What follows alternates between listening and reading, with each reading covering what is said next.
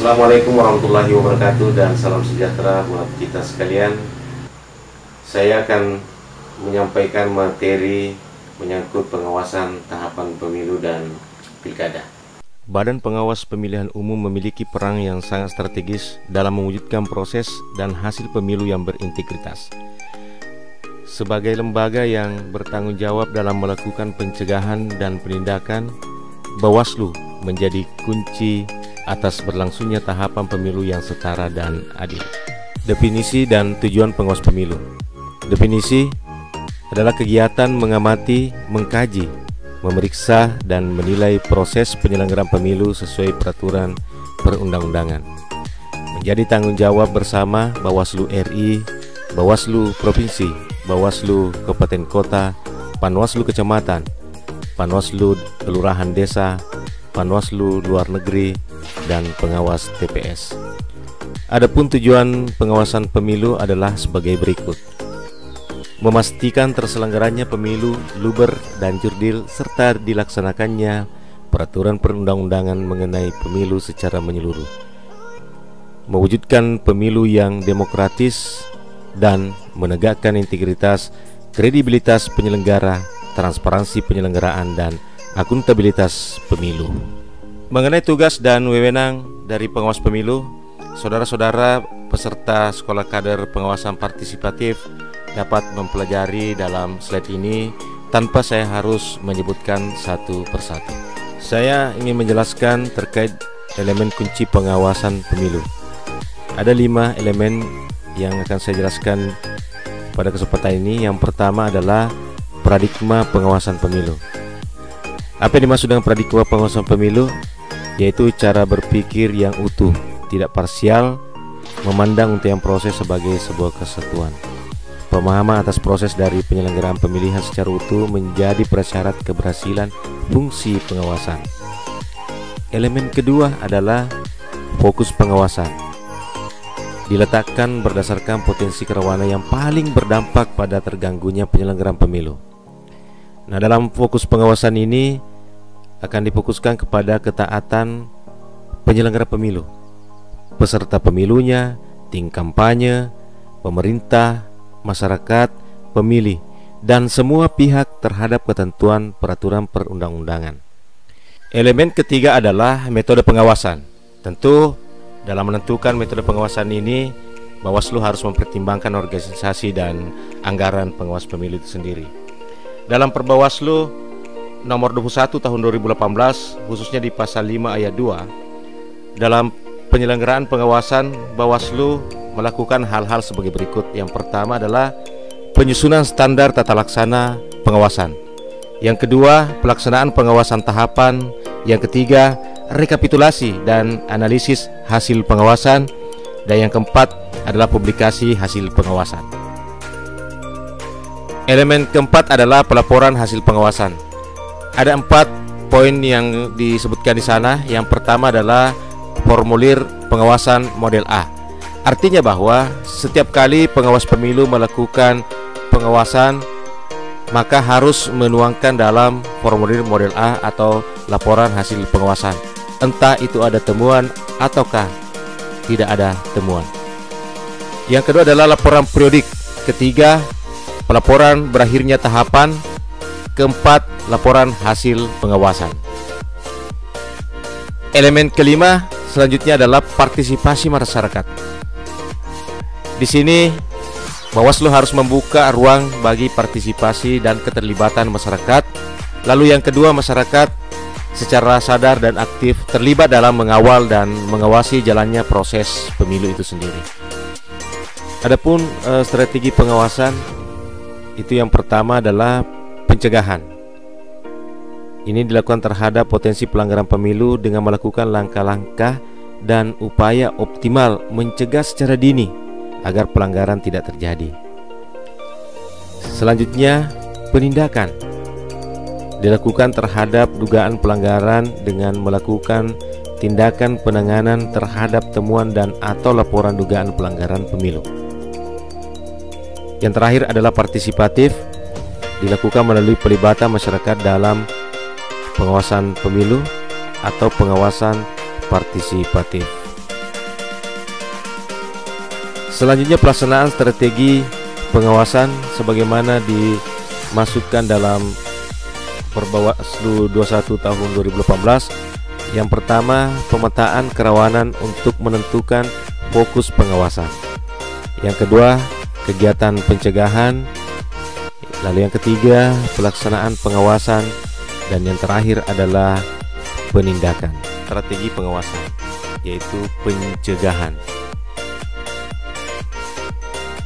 Pertama, sosialisasi kepada para pemangku kepentingan tentang peraturan pemilu dan pilkada beserta sanksinya. Kemudian partisipasi, yaitu mendorong semua pihak untuk berperan aktif mengawasi proses penyelenggaraan pemilu.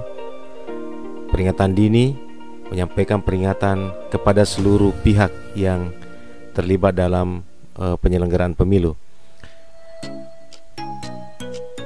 Kemudian law enforcement, mengingatkan secara tegas kepada seluruh pemangku kepentingan tentang aturan dan sanksi terhadap pelanggaran apabila terdapat kecenderungan atau indikasi awal pelanggaran.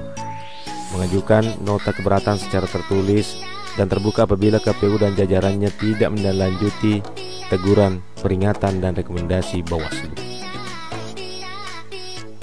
Publikasi, melakukan sosialisasi langkah-langkah penindakan yang akan dilakukan oleh pengawas pemilu, mempublikasikan melalui media massa tentang kecenderungan atau indikasi pelanggaran.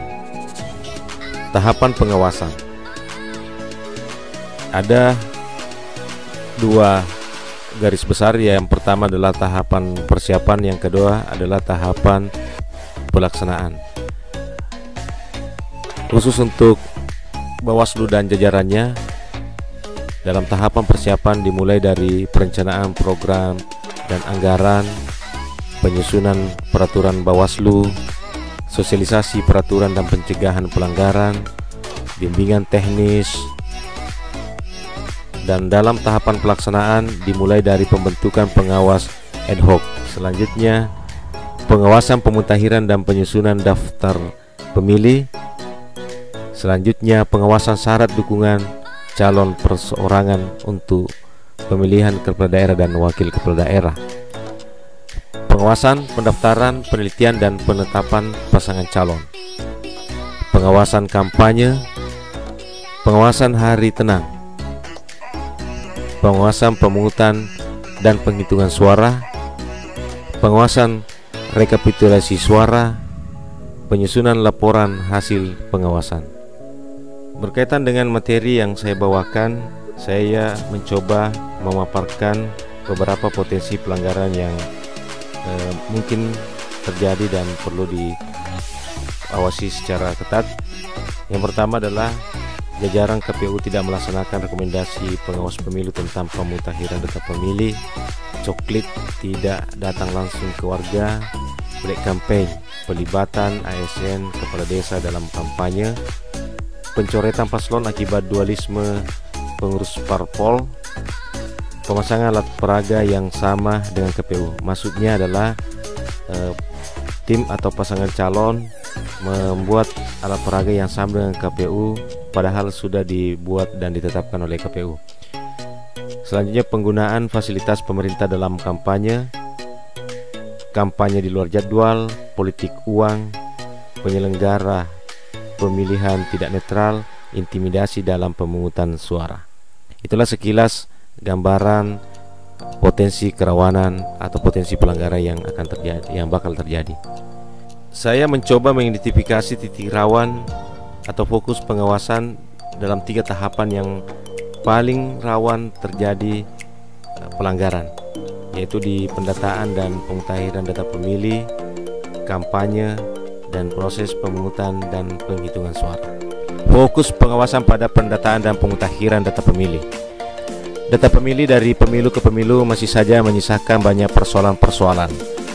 Persoalan-persoalan itu muncul diakibatkan oleh masih terakomodirnya pemilih yang tidak memenuhi syarat, seperti diantaranya adalah pemilih yang belum cukup umur atau belum berumur 17 tahun atau belum pernah menikah,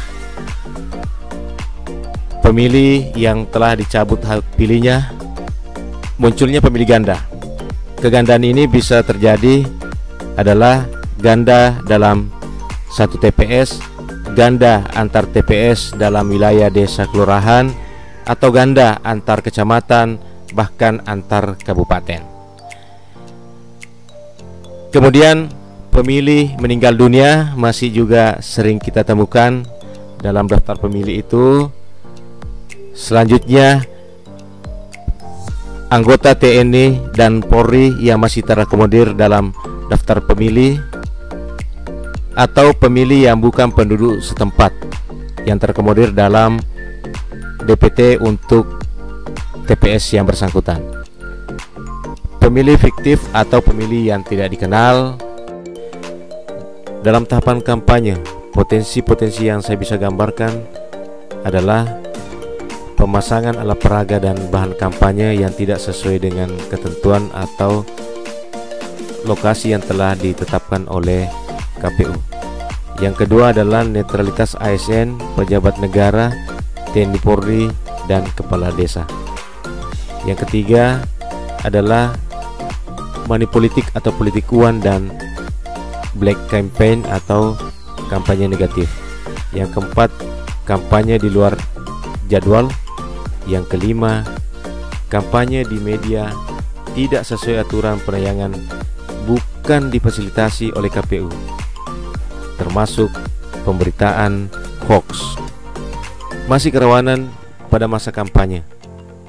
Di antaranya adalah pencetakan dan penyebaran bahan kampanye di luar ketentuan yang ditetapkan oleh KPU, pencetakan dan pemasangan alat peraga kampanye di luar ketentuan yang telah ditetapkan oleh KPU, pelaksanaan kampanye tanpa disertai surat izin cuti kampanye bagi petahana, pejabat negara, dan pejabat daerah, penggunaan fasilitas negara dalam kampanye, penggunaan program dan anggaran negara untuk kepentingan kampanye pasangan calon tertentu, kampanye di masa tenang, dan materi kampanye mengandung unsur sara. Sahabat-sahabat pengawas yang saya banggakan, fokus pengawasan pada pemungutan dan penghitungan suara. Yang pertama adalah undangan memilih tidak sampai atau formulir model C6 yang tidak terdistribusi kepada pemilih yang bersangkutan.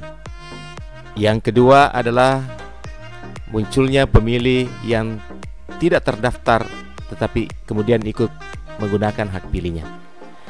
Yang ketiga adalah pemilih yang mencoblos lebih satu kali. Lalu yang keempat adalah surat suara yang sudah tercoblos sebelumnya. Yang kelima adalah mobilisasi massa. Inilah kelima potensi yang bisa saya gambarkan. Tentunya tidak menutup kemungkinan masih ada potensi-potensi lain selain kelima potensi ini.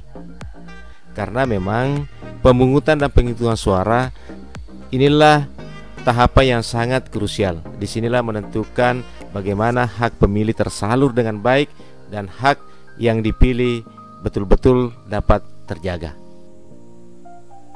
Dalam pemungutan penghitungan suara ada beberapa tahapan-tahapan yang saya coba jelaskan secara singkat, yang dimulai dari pra pemungutan suara, menyangkut akurasi jumlah surat suara sesuai jumlah pemilih, distribusi C6, kesiapan TPS, potensi politik uang, intimidasi dan mobilisasi pemilih.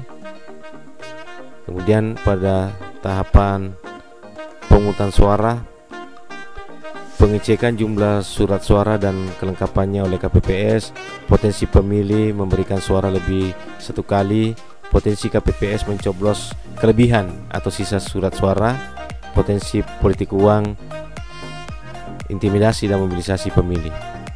Di penghitungan suara, konsistensi KPPS dalam penentuan suara sah atau tidak sah, akurasi KPPS dalam penghitungan suara, kecermatan dan akurasi KPPS dalam membuat salinan C1, potensi KPPS tidak memberikan salinan C1 ke saksi dan pengawas lapangan.